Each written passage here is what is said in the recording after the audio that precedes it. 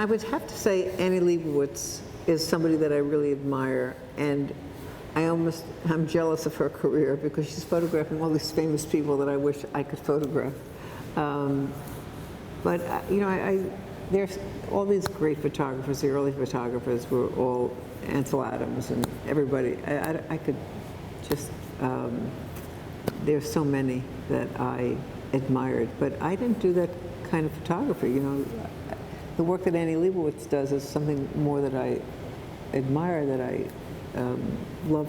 You know, love shooting people, and it's just, you know, I didn't have that early career.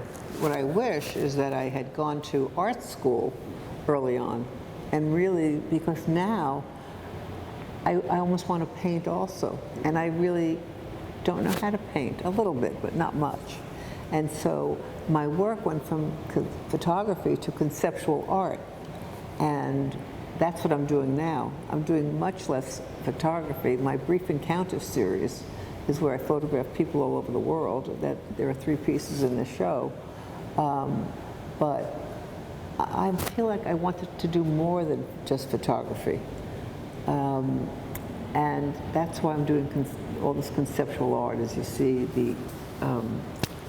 my Lady Liberty series, there are 3 pieces in that series.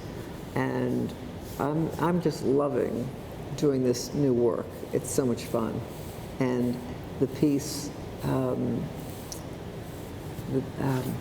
Harriet Tubman, I love that piece because that series is the beginning of a new series about how art is influenced by famous people. Okay, so Harriet Tubman, they made a film about her, and I used that in this new piece.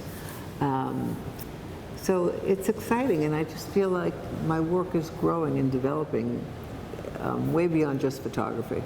And it's exciting. And the Artistico series that I did, that was in the Boca Raton Museum last season, and that's in this show this season as well, that was the beginning of the change from being a photographer to an artist. I just needed to do something else. And I just had this conceptual idea that what influences us as artists, and the world around us, politics. I love film. I'm an art collector. So I just decided to use film and art in that project, and to see how they look together. And so I was fooling around, and I took a Splendor in the Grass, an image of Natalie Wood and Warren Beatty, who I just loved as a kid. I loved them. And I put it with a Jasper Johns map painting, just to see how a film still and a painting would look together. And I thought it was pretty cool. You know, there was no rhyme or reason why I put those 2 together, just to see what it would look like.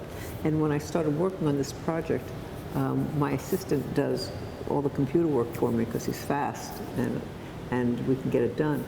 And as it developed, the project became more and more and more interesting.